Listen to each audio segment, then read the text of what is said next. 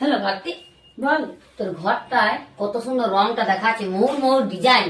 তো অনেক টাকা খরচা হয়েছে বল ঘরটা রং করতে। এ খেপি, টাকা কেন খরচা হবে? তো দাদাই তো জানো সবকিছু রং করতে। হ্যাঁ, হ্যাঁ? দাদা জানে? হ্যাঁ, ও প্লাইয়েরও কাজ জানে, তুই জানিস না? না, আমি তো জানি নেই। তাহলে তোর টাকাগুলো সব বাঁচিয়ে দেয়। বাবা, অনেক টাকা বেঁচে যায়। ওখানে রং করাতে গেলে 2000 টাকা লাগতো, সেই টাকাগুলো আমার বেঁচে যায় না। হ্যাঁ, তো দাদাই করছে ওইটা বল। ঠিকই বলছি। এ মাইকি, যদি হাতের কাজটা ভালো করে শিখবি তো মোহর মোহর ডিজাইন গুলা করতিস না, ভারতীর ঘরটা চকচকাচ্ছে আর আমার ঘরটা কেমনই দেখায় যায়। তা আমি লোহার কাজ করি, তুই যদি বলিস তো তো লোহাই দেবো। তুই লোহা গলায় কি করবো মাইবে, মাথার বাজাইবো নাকি আমি?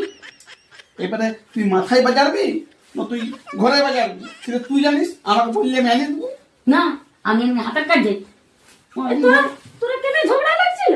হ্যাঁ, আমাকে একবারে বলছি এমনি রং করলে আমার ঘরটা সুন্দর দেখার জন্য তোর মতন চাই আমার অমনি ঘর। তো দাদা লোহার কাজ করে, তো লোহাই এনে দিবে। লোহানটা নিয়ে কি করবো? বাজারবি ঘরটাতে, যে জনটা কাজ করে সেইটা বেরিয়ে বলবে। আমাকে মাথা পাগল হয়ে গেছে একবার, এ তো মাথার বুদ্ধি না একটু ভালো করেছে। একবারে। আরে ভয়ে তুই এই খালি গান দিতে যাবে, বলো বাবা। এই আর ভারতী একই কথা বলছে, মানে লোহার ঘরটা চকচকাচ্ছে, যদি আমার ঘরটা চকচকায় ওই জন্যই বলছে লোহার কাজই করুক। লোহার কাজটা করে আমি লোহা গেলা কি করবো? মাথাটা ঘুষলে তো রক্ত বেরিয়ে যাবে। এই ভুসুরিও বেশি বটে। যাকে মনে হয় বলবে যে রঙের কাজ শিখিস না। না আমি দেখি গা এই ভারতীটা ভালো লাগে মনে হয়। এ দাঁড়া দাঁড়া, আমিও যাবো।